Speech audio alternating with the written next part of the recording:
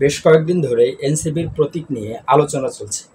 এই আলোচনায় যুক্ত হলেন সাংবাদিক ইলিয়াস হোসাইন। সাংবাদিক ইলিয়াস হোসাইন তার এক ফেসবুক পোস্টে এনসিপির সামষ্টিক বিষয় নিয়েই একটি পোস্ট করেছেন।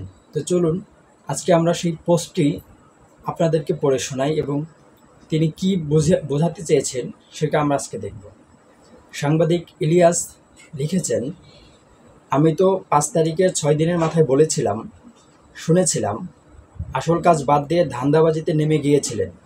আপনারা মনে করেছিলেন নিজেরা বিশাল কিছু হয়ে গেছেন, এখন কাঁদেন কেন? এনসিপি বলে এদেশে কিছু থাকবে না, সর্বোচ্চ বিকাশ পার্টির মতো কিছু হতে পারেন। জামাত বিএনপির বাইরে 10 থেকে 15 বছর পর আওয়ামী লীগ আসতে পারে, তবে এনসিপি না। আপনারা কিছু টাকা কামিয়েছেন কিন্তু গ্রহণযোগ্যতা হারিয়েছেন। ইউনূস সহ প্রতিটি উপদেষ্টা ধান্দাবাজি করেছে এবং সবাই দেশের বাইরে টাকা পাচার করেছে। আপনাদেরও কেউ কেউ তুর্কি, কানাডা, অস্ট্রেলিয়া, আমেরিকা, ইউরোপে টাকা জমিয়েছেন। অতএব শুধু উপদেষ্টাইরাই না, আপনারাও সেফ এক্সিটের চিন্তা করেন। সামনে আওয়ামী লীগ মারবে, বিএনপি মারবে, কথা না শুনলে জামাতও মারবে।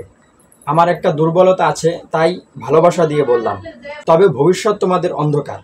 যাদেরকে আদর করে উপদেষ্টা বানিয়েছ তারা এখন বেগুন আলু মূলা ধরিয়ে দিয়েছে, অথচ তাদের পক্ষ হয়ে আমার বিরুদ্ধে দাঁড়িয়েছিলেন, মনে আছে?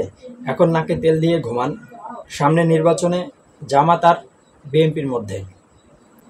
এই ছিল সাংবাদিক ইলিয়াসের ফেসবুক পোস্ট।